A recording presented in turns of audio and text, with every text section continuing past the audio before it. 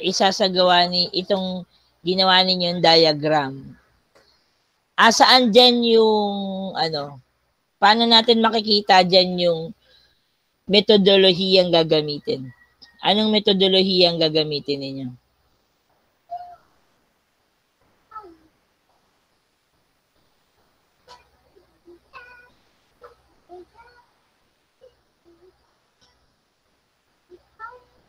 Comparative. Pwede. Pwedeng comparative. Pero ang tanong, nasaan dito sa diagram? Yun yung tanong ko eh. Tama naman, pwedeng comparative talaga yan. Eco bricks tsaka sa ordinaryong bricks, pwede. Pero ang tanong, nasaan siya dito? Sa diagram ninyo.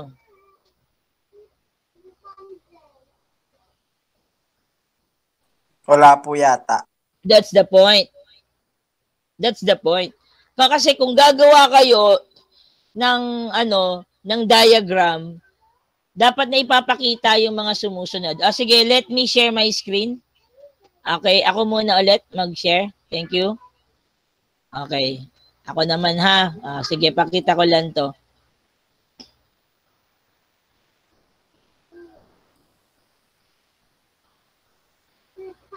Okay, sige. Ganito kasi yan mga anak. Kapag tayo ay gumagawa ng isang balangkas theoretical, dapat nakikita doon una sa lahat ano yung teorya. Okay? Depende kung saan niyo ipopwesto yan Nandun yung teorya, andun yung inaasahang resulta, andun yung pamagat ng pananaliksik, ano yung layunin ng pananaliksik, ano yung metodologiyang gagamitin. So, pwedeng ang mangyari dyan, pwedeng una, yung pananaliksik, ano yung pamagat ng pananaliksik. Tapos, ano yung layunin? Ano yung layunin? Okay? Ano yung teoryang gagamitin? Okay? Ano yung metodologiyang gagamitin? Tapos, ano yung inaasahang resulta? Okay? Dapat itong 1, 2, 3, 4, 5. Dapat itong 5 ito ay makita dun sa balangkas theoretical na gagawin nyo. Naiintindihan ba? Alam niyo yung kahit araw-araw lang, halimbawa, box number 1 or circle, etc. O anumang anong napili niyo symbol. Andun yung pananaliksik. Tapos may arrow. O, tapos, andun yung layunin. Ano yung layunin ng pananaliksik na ito? Tapos, may arrow ulit. Ito yung inaasahang resulta. Yung inaasahang resulta. Tapos, may arrow. Ito yung teoryang gagamitin. Anong teorya? Halimbawa, yung sinabi kanina, pantayong pananaw. Tapos, ano yung metodologiyang gagamitin? O, yun yung tinatawag na balangkas theoretical na kompleto.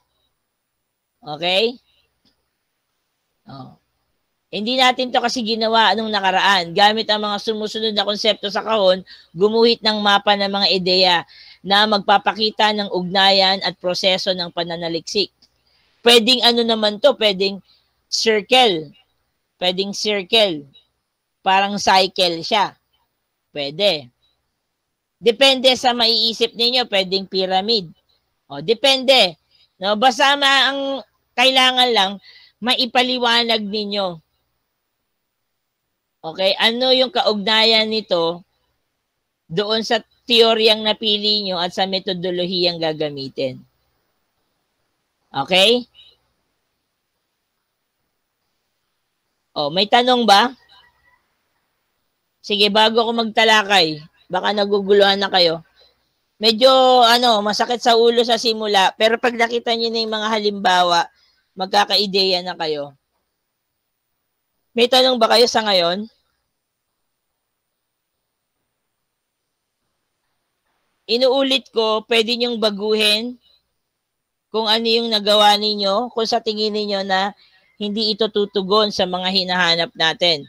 Pero kung sa tingin niyo sapat na yon, nasa sa inyo yan. Sino may tanong?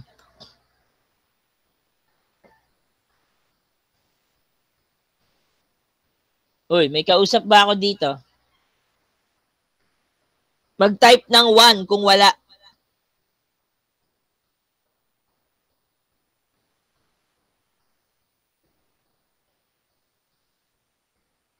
Okay. Ako po, sir. Sige, ulitin nyo. Yung kanina lang po, yung ano po kasi, di ba? Dapat po ba dun sa dependency, bagay po mismo yung parang nakadepende po kami. Nakadepende po yung isang bagay na kailangan namin dun po sa isang bansa, or pwede po bang kahit yung idea lang po, parang gano'n. O kasi ganito nga yan, ulitin nyo eh. Ang nanghihingi lang ng idea, kayo yung grupo nyo. Meron bang particular na grupo ng mga tao na nangangailangan ng idea na yon na sinasabi nyo kailangan natin mula sa Europa?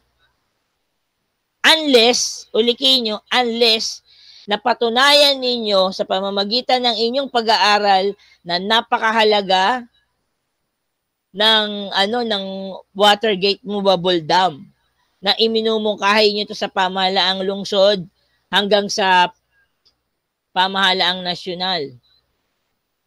Okay po. Gets okay. Naiintindihan mo na. Okay, no problem. Sige. Mga anak, hindi nyo ako kaaway dito, ha? Baka sabihin niya, ano ba naman yan? Sir, kontra ng kontra? Hindi ganon, ha? Okay. Kasi, masasayang lang yung nasimulan ninyo kung mali yung napili ninyong balangkas theoretical, pati mga metodologiyang gagamitin. Kaya nga may mga sample na pinapakita. Okay? Papayag ako na pumili kayo ng ibang balangkas na hindi natin naipakita nung nakaraan.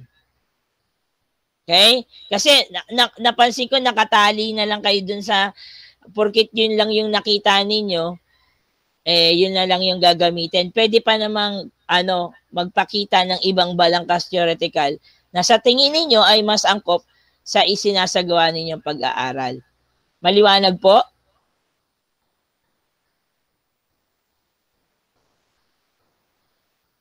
O, sige. O, magpe-present na ako, ha? Ito na yung ating pagtalakay ngayong araw na ito. Ang problema ko lang kasi sa inyo mga anak, hindi ko alam kung binabasa ba ninyo yung mga babasahin na kailangan basahin. Kasi doon tayo magkakaproblema talaga. Kasi kung tutuusin, lahat ng sinesend ko sa inyo, nandun na yung mga halimbawa eh. Kung babasahin nyo lang, andun na yung sample ng pag-aaral na gagawin ninyo. May pattern na kayo. Hindi na kayo mahihirapan dapat ngayon. Okay? May pattern na yan. Ipapasok nyo na lang yung ideya ninyo. O, sige. Ngayon ay dadako tayo sa batayang kaalaman sa metodolohiya sa pananaliksik panlipunan. Dito papasok yung pagtitipon. Paano ba tinitipon? Paano pinoproseso? At paano sinusuri ang mga datos? Ito po ay panibagong gawain na ipapasa sa susunod na linggo. Sa susunod na Lunes. Gawang pampangkat na naman. Pagpili at paglalapat ng metodolohiya sa pananaliksik. So, kailangan nyong makinig ngayon para makita ninyo ano ba yung angkop na metodolohiya para sa pag-aaral ninyo. Kasi nung nakaraan, teorya, balangkas theoretical. Okay? O ngayon, metodolohiya. Paano nyo isasakatuparan? Anong proseso ang gagamitin nyo para sa inyong isasagawang pananaliksik? Pumili at maglapat ng metodolohiya na maaaring gamitin sa inyong binubuong pananaliksik. Itala ang mga batayang katangian nito at ipaliwanag ang mga silbi nito sa tinatahing papel. Bilang gabay, basahin ang mga halimbawang inilatag. May halimbawa. Okay? Para hindi kayo mahirapan. Okay. So, ang pinal na papel natin ay ito. So, dapat screenshot nyo to, ha? Meron na kayong panimula, paglalahad ng suliranin, halaga ng pag-aaral, may layunin. Katunayan, may mga review ng mga kaugnay na pag-aaral kayo eh. Di ba? So, ang ginagawa na lang natin dapat, balangkas teoretical, metodolohiya, saklaw at limitasyon, daloy ng pag-aaral. So, yan na lang dapat ang inaaral, ang ipe-present ninyo. Okay? Ngayon, nandito tayo sa metodolohiya. Yung saklaw at delimitasyon na natalakay na natin yan nung nakaraan eh. Paano pinaiiksi o nililimitahan, no? Yung mga respondents natin. Okay? Next. Ito yung pamantayan sa pagmamarka ng kabuuang papel. Okay, kung sa tingin niyo nakalusot kayo doon sa midterm, itong finals magiging mabusisi tayo. Okay? Sisiguraduhin natin na may saysay itong inyong isinagawang pag-aaral. Okay? Hindi pwede yung mema, yung pwede na. No? Kasi maaari nyo itong magamit kapag kayo ay naging mga ganap ng civil engineer. Okay? So nilalaman na ilalahad ng may kalinawan ang bawat bahagi ng pananaliksik sa tulong ng sapat na datos at batayang inihain sa pag-aaral. Nabibigyang linaw ang tiyak na kahalagahan at layuning piniling pamamaraan at lente sa panukalang pananaliksik. Nababalangkas ang ideya, konsepto, at teorya ng may maayos na daloy at pagkakasunod-sunod sa talakay ng nilalaman, 30%. Okay? Dito tinitignan yung disenyo ng teorya, yung pinaliwanag ko kanina, yung metodolohiya, yung daloy, mula simula hanggang sa matapos, dapat magkakaugnay ng pag-aaral at saklaw at delimitasyon. Okay? Naaangkop ang piniling metodolohiya at teorya. O kaya kanina, sinasabi ko na sa inyo, mukhang hindi angkop yung teoryang napili sa binubuong panukalang pananaliksik. So, pwede pang magbago. Okay? Pero kung gusto nyong ipag-iitan yung napili nyo, wala namang problema, basta kaya nyong panindigan. Nakukonsidera ang lipunan at disiplina sa paggamit ng pananaw, prinsipyo at pamamaraan ng pag-aaral. Pag sinabing nakukonsidera ang lipunan, nakabatay dito sa pangangailangan natin, dito sa lungsod ng Valenzuela. Okay? Nalilinaw ang mga punto sa pagpapaliwanag ng pagpili at paggamit ng teorya at metodolohiya. 40%. 30% pagbabaybay. Okay? Ano yung tamang paraan ng pagsusulat, no? Hanguan at kaisahan. Nakasusulat ng maayos na pagbabaybay o gramatika sa Pilipino na idodokumento ang mga hanguan ng may kawastuhan at nasa scholarly pamamaraan. Na ilalahad ang kabuuan ng papel na kakikitaan ng kaisahan ng paksa, kaugnayan sa isa't isa at diin ng mga pangungusap, 30%. Balikan ko lang to.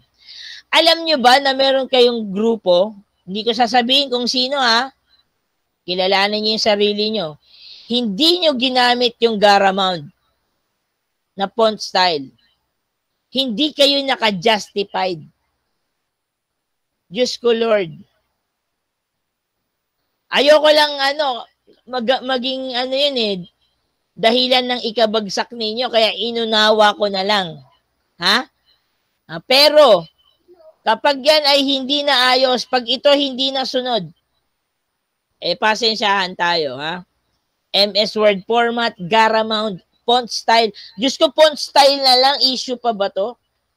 Hindi pa nasunod. Ano ba naman yan? Justify dapat, 1.5 ang spacing, normal margin. 12 ang font size, okay? Ayusin nyo na yan, Kung sino man yung grupo na yon, ayusin nyo yan. Okay. So, ito na yung iba't ibang metodolohiya at ang mga pagpapaliwanag. Tignan ninyo kung ano yung sa tingin nyo na babagay dun sa pag-aaral ninyo. Naglalarawan ng disenyo at pamamaraang gagamitin sa datos ng papel. Ang disenyo ay nakabatay sa proseso ng pag-aaral at may kaugnayan ito sa instrumentasyong gagamitin. Gayon din sa mga datos na kakailanganin. Okay. Pangunahing metodo o disenyo sa pananaliksik panlipunan. Marami ito. Okay?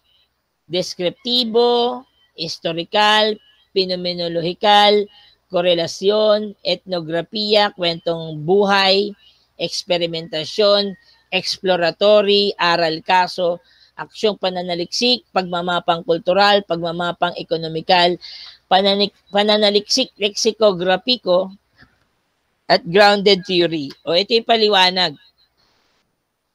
Kapag deskriptibo, naglalayong mailarawan ang mga taong sangkot sa pag-aaral.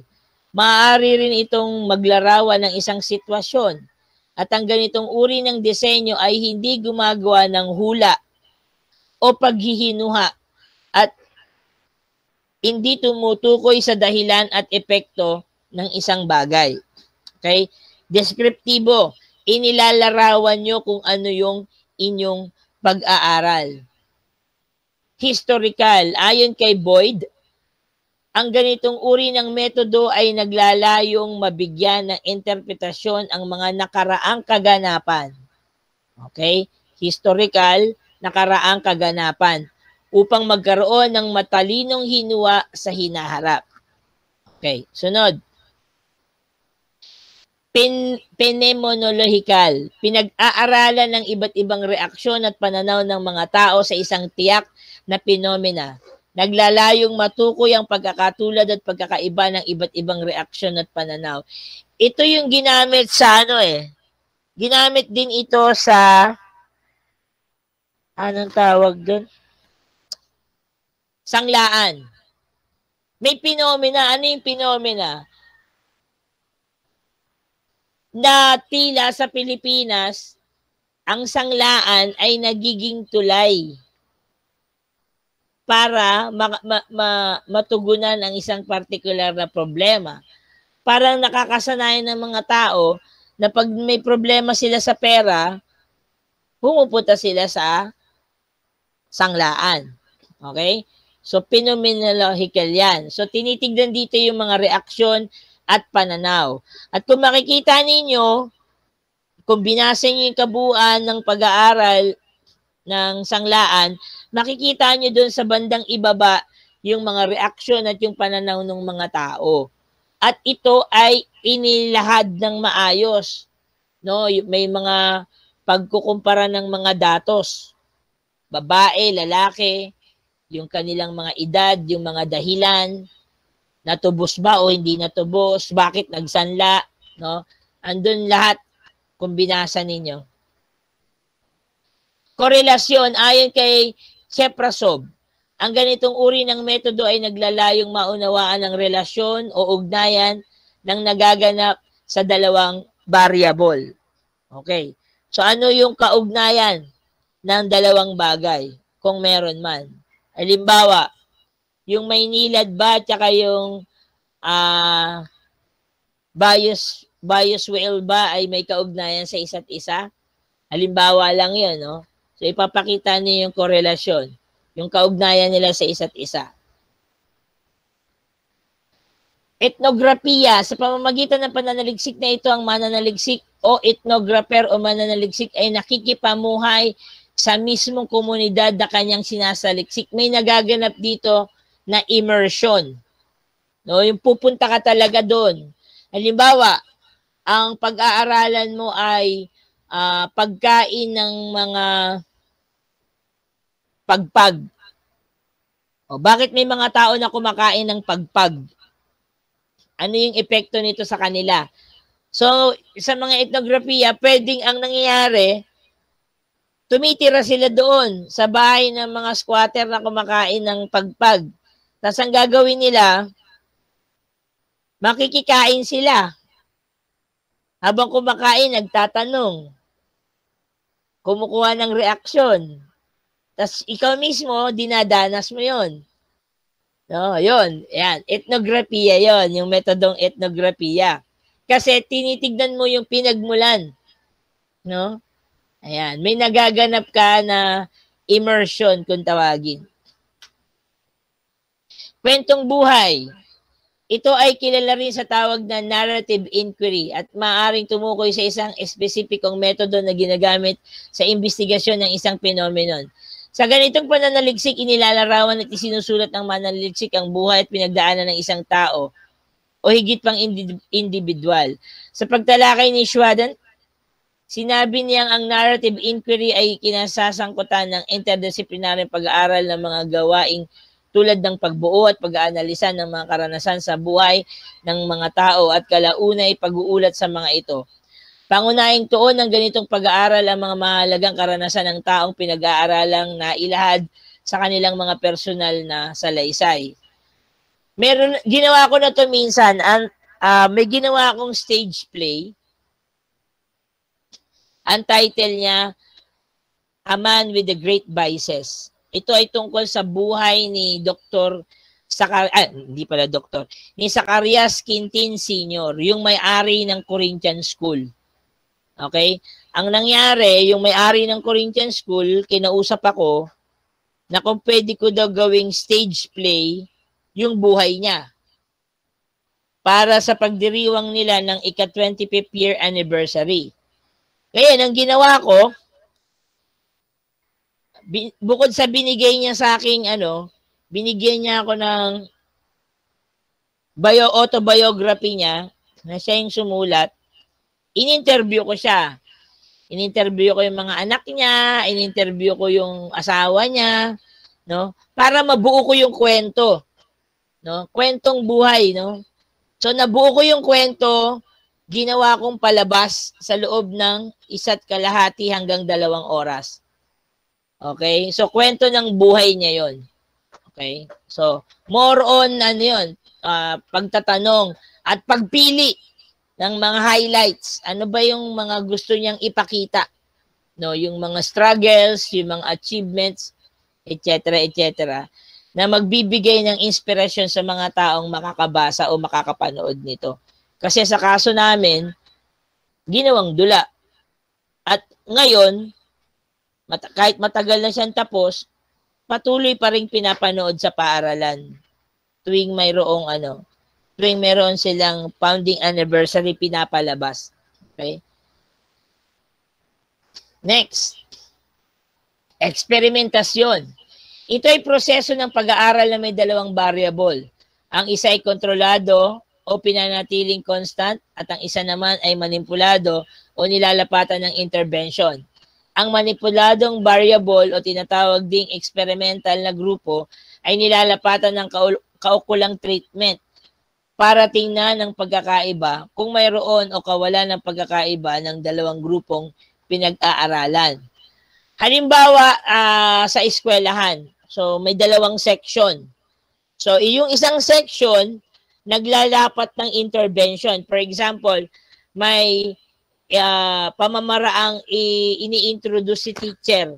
Halimbawa, sa pagtuturo ng Filipino, no? Para mas maunawaan nila yung kanilang klase, may ginagamit na kakaibang paraan si teacher. So, experimental yon. Yung isa naman, wala. Magkakaroon ng tinatawag na pretest. Yun yung sinasabi kanina ni Kuya, may pretest. Bago magsimula yung intervention, may pretest muna. Okay?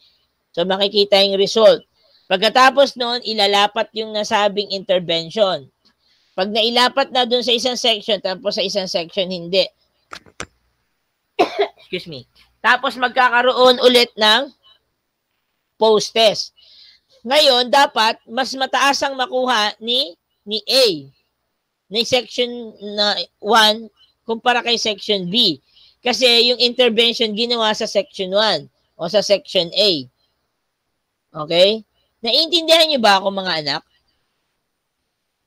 Mag-type nga ng 1 kung naiintindihan ako. Kasi baka mamaya salita ako ng salita dito, hindi pala ako naiintindihan. O sige. Sinabi niyo yan, ha? Baka mamaya, sabi mo kasi, sir, mag-type kami ng 1 eh. Kaya nag-type kami ng 1. O, kaya kayo nagwa 1 kasi naiintindihan nyo, ha? O, sige. So, ganun yung eksperimentasyon. Doon pumapasok yung sinasabi ni Kuya kanina, na may pre-test at saka post-test. So, doon nakikita yung significant ng study. Okay, next. exploratory. Pwede namang exploratory. Disenyo ng pananaliksik na isinasagawa kung wala pang gaanong pag-aaral na nasa liksik tungkol sa isang paksa o suliranin. Karaniwan layunin ng pag-aaral sa disenyong ito na makapaglatag ng mga bagong ideya na magsisimula sa wala o kaya ang focus ay magkaroon at magbigay ng malawak at komprehensibong kaalaman sa isang paksa. Halimbawa, exploratory pananaliksik ay panimulang pag-unawa sa massacre sa Mama Sapano, kaugnay sa usapang pangkapayapaan ng Mindanao. Panimulang pag-aaral sa cyberbullying sa piling Universidad ng Luzon, Visayas at Mindanao at iba pa, na inaasahang may limitadong impormasyon na makakalap dahil sa pagiging makabago ng paksa at sa liksik na ito. So, pwedeng ang layunin ng exploratory ay magbigay ng malawak at komprehensibong kaalaman sa isang paksa. So, pwedeng kayo ganun. Kasi walang idea yung mga tao. Ano ba yung Bayous Whale?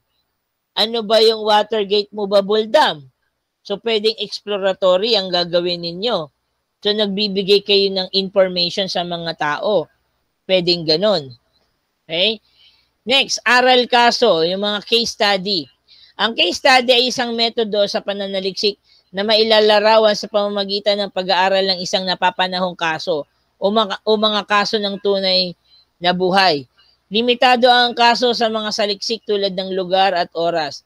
Sa pag-aaral kaso, detalyadong inilalarawan ng sitwasyon ng isang tao, bagay, lugar, pangyayari, phenomenon, at iba pa upang maging batayan ng mga katulad na pag-aaral sa mga kaugnay na kaso sa hinaharap. Sa pagsasagawa ng isang case study, maaaring humango ng mga datos mula sa tuwirang obserbasyon, interview, dokumento, artifacts at iba pa. Sinisikap ng pamamarang ito na tipunin ng mga espesipikong detalye, mga di karaniwang pangyayari at iba pang mga mahalaga at kaugnay na datos upang higit na maunawaan ang isang kaso. Halimbawa, mga anak, yung kaso ni Senator Laila de Lima. Okay, napag-uusapan kasi ito.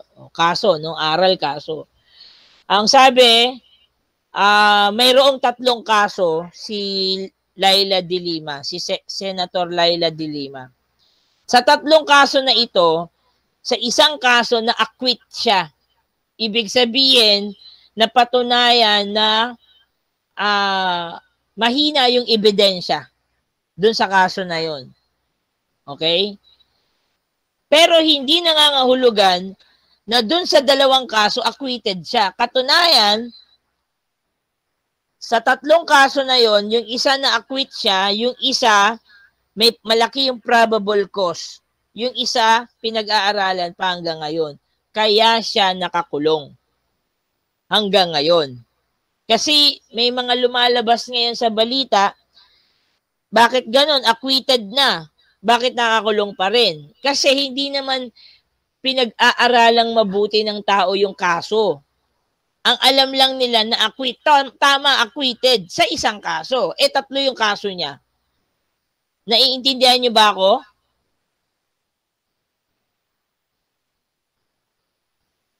Opo. Ayun, salamat. May opo. Alright. O, sige. Salamat po sa sagot, mga anak. O, next. Aksyong pananaliksik. Binigyang kahulugan ito ni Stinger sa kanyang aklat na Action Research bilang isang sistematikong pag-iimbestiga upang makahanap ng solusyon sa mga suliranin sa pang-araw-araw na buhay ng mga tao. Nagsasangkot ito, ayon kay Stinger, ng complex na dynamic sa isang kontekstong sosyal at gumagamit ng patuloy na siklo ng mga investigasyon upang makapagpalitaw ng mas epektibong solusyon sa mga issue at problemang kinakaharap.